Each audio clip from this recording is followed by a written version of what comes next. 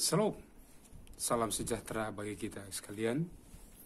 Kiranya hari ini kita adalah orang-orang yang diberkati, hidup dalam kebahagiaan yang sejati, sebab kasih karunia dan berkat Tuhan melimpahi hati dan pikiran kita. Sebelum kita mendengarkan kebenaran firman Tuhan, saya mengajak kita semua untuk berdoa terlebih dahulu. Mari kita berdoa. Bapa di sorga, terima kasih untuk kasih, anugerah, dan kemurahan Tuhan yang kami alami sepanjang hari ini, yang menopang kami, memberkati kami dalam semua pergumulan-pergumulan kami.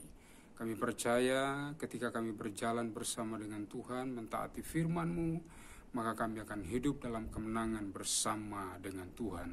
Terima kasih Bapa di sorga untuk hari ini, hari yang indah, hari yang baru bagi kami.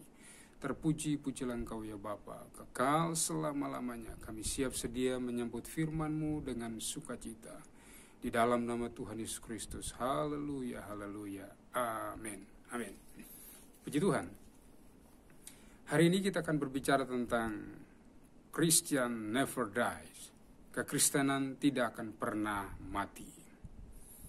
Mengapa saya katakan demikian? Karena saya percaya panggilan kita orang percaya adalah kita menggarami dunia dan menerangi dunia. Karena status kita sedemikian hebat, sedemikian luar biasa di dalam Tuhan, maka selagi ada bumi di mana kita pijak, maka kekristenan pun tidak akan pernah mati. Dalam Matius pasal yang kelima, ayat yang ke-13, Yesus berkata, "Kamu adalah garam dunia. Jika garam itu menjadi tawar, dengan apakah ia diasinkan? Tidak ada lagi gunanya selain dibuang dan diinjak orang." Hal pertama yang Tuhan sampaikan kepada kita adalah semua orang percaya, saudara dan saya, kita adalah garam dunia. Saudara perhatikan kata kamu adalah garam dunia. Jadi Yesus tidak berkata kamu akan menjadi garam dunia. Justru Tuhan Yesus menyatakan dengan tegas bahwa kita sudah menjadi garam. Garam esensinya adalah selalu asin. Tetapi pada ayat yang ke-13 ini, saudara-saudara, Yesus melanjutkan dengan sebuah kalimat. Jika garam itu menjadi tawar, dengan apakah ia diasinkan?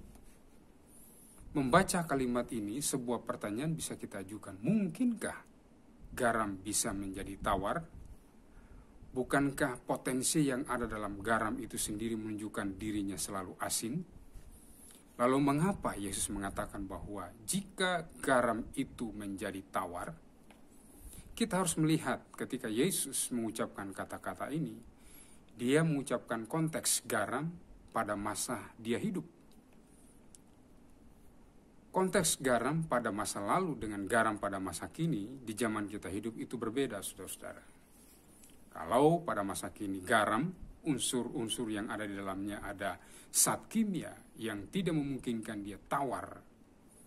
Sementara garam yang diucapkan Yesus, yang dinyatakan Yesus dalam teks ini adalah garam pada zaman dahulu.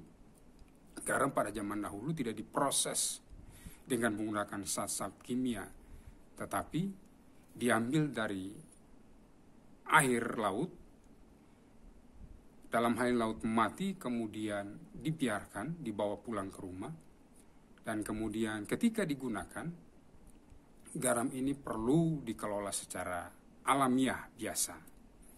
Dan ketika garam itu dikelola, saudara-saudara, dan dimasak, jika garam itu sudah mengendap, maka kadar asinnya itu akan berkurang. Menarik di sini adalah, kenapa kadar asinnya bisa berkurang? Kadar asin garam bisa berkurang pada zaman Yesus itu karena terjadi adanya zat-zat kotor di dalam garam itu sendiri. Sehingga garam itu memungkinkan tidak asin lagi. Nah, saudara-saudaraku yang diberkati Tuhan, ini sebuah peringatan tegas bagi kita. Status kita di dalam Tuhan adalah kita garam. Panggilan kita sebagai orang percaya adalah menggarami dunia. Apa maksudnya menggarami dunia?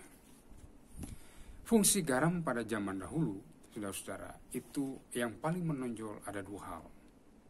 Yang pertama, Garam fungsinya untuk mengawetkan makanan supaya tidak terjadi pembusukan.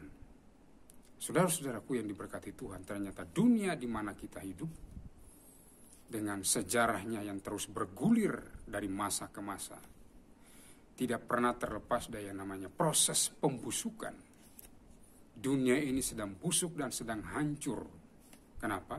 Karena dosa dan perbuatan-perbuatan jahatnya yang dilakukan manusia membuat dunia ini semakin hari semakin tidak lebih baik alias busuk. Nah, Yesus berkata, kamu adalah garam dunia. Artinya dia menyatakan bahwa status kita begitu penting di muka bumi ini. Sampai kapanpun kekristenan tidak akan pernah bisa mati. Kenapa? Karena panggilan kita adalah kita harus mencegah dunia ini dari pembusukan. Dunia yang dimaksud di sini adalah bicara tentang orang-orang yang ada di sekitar kita harus digarami, harus dipengaruhi dengan cara hidup kita yang benar.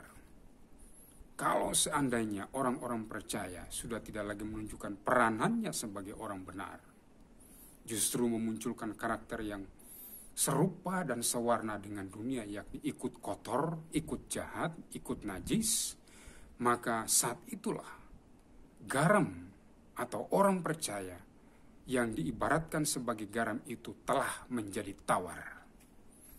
Saudara-saudara, kalau kita sudah tidak lagi menjadi garam yang memiliki rasa asin, artinya kalau kita orang percaya di dalam hidup kita ada unsur-unsur yang kotor, unsur-unsur kejahatan yang terus-menerus meningkat dalam diri kita, maka kita tidak akan pernah bisa berguna lagi menjadi orang percaya. Kita tidak bisa lagi menjadi orang Kristen yang efektif menjalankan peranan kita sebagai garam di tengah-tengah dunia ini. Yesus berkata, garam itu tidak ada lagi gunanya selain dibuang dan diinjak orang.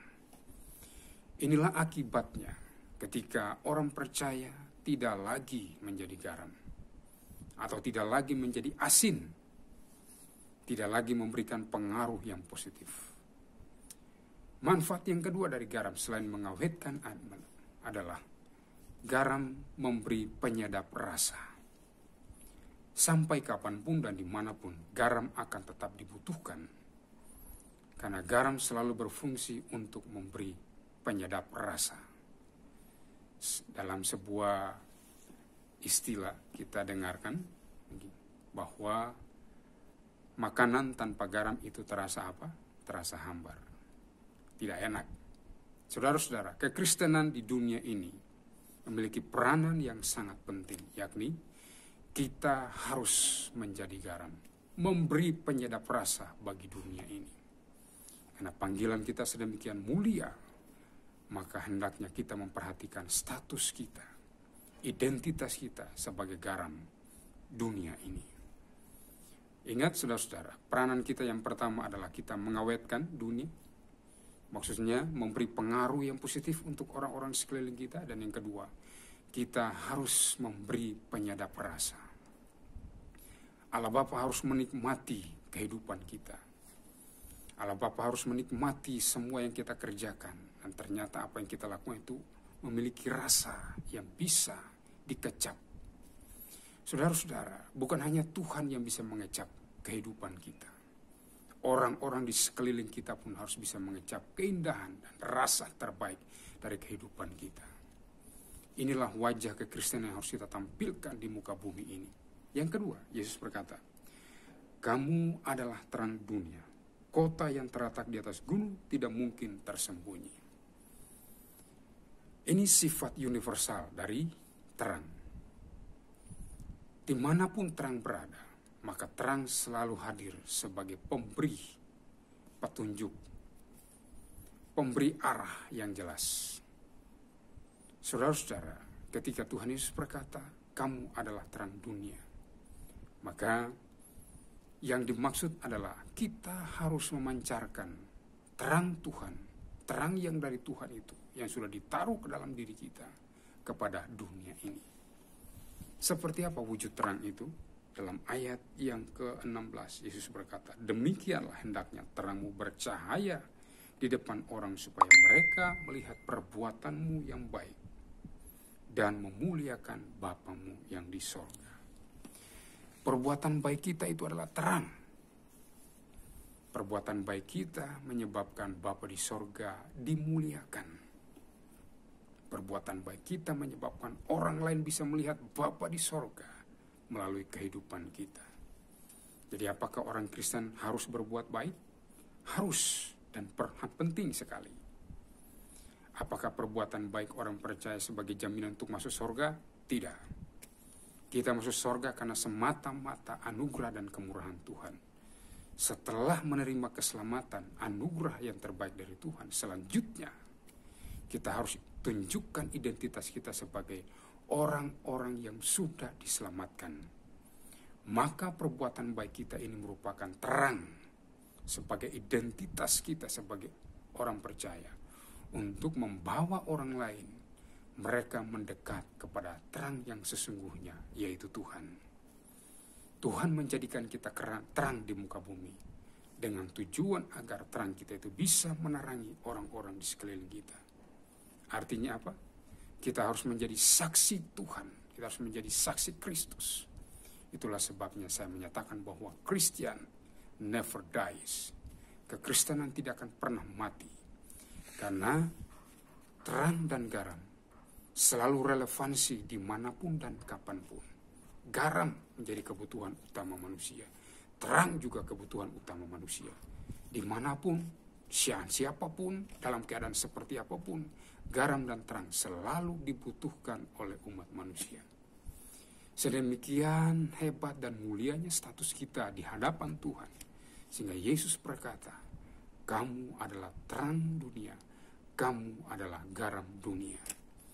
Saudara dan saya, kita dipanggil untuk menggarami dunia. Kita dipanggil untuk memberi terang atas dunia ini. Karena dunia ini sedang busuk, dunia ini sedang hancur, dan dunia ini penuh dengan kegelapan.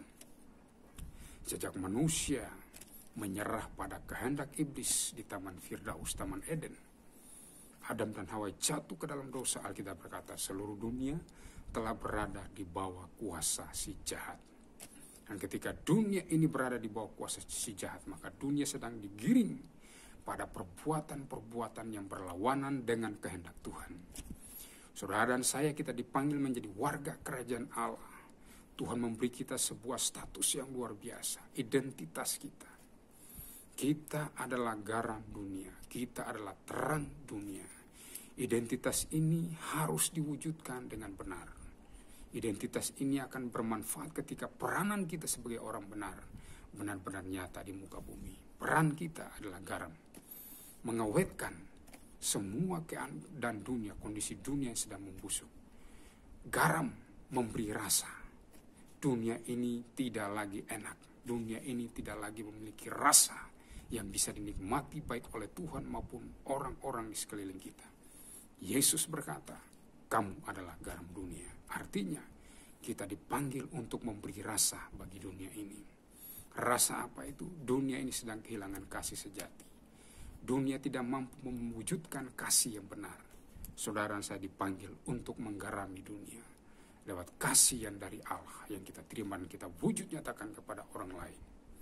Karena hanya kasih yang dari Kristus itulah yang dapat memberi rasa bagi dunia ini. Yang kedua, identitas yang kedua orang percaya adalah kamu adalah terang dunia. Terang yang ada pada kita itu perbuatan-perbuatan baik kita. Karakter kita yang terbaik yang dari Tuhan kita tunjukkan, kita nyatakan kepada orang lain supaya mereka bisa diberkati dan mereka menemukan terang Tuhan yang ada pada diri kita, dan dengan demikian mereka bisa datang kepada Kristus dan bertekuk lutut di hadapannya sambil mengaku Yesus Kristus adalah Tuhan. Ini adalah doa dan harapan dari seorang hamba Allah.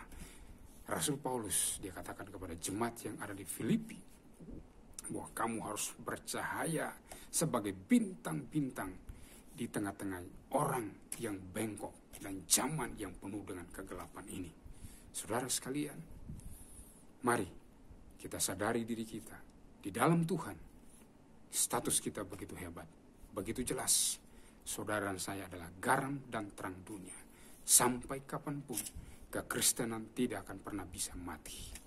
Kekristenan tidak bisa mati karena ada bom yang diledakkan oleh teroris di dalam sebuah gedung gereja.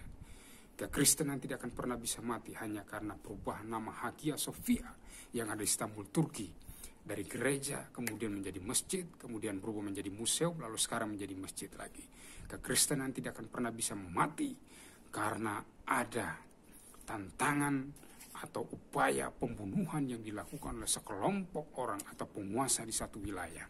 Kekristenan tidak bisa mati oleh semua bentuk kejahatan, penganiayaan dialami oleh orang-orang terhadap orang-orang Kristen. Kenapa?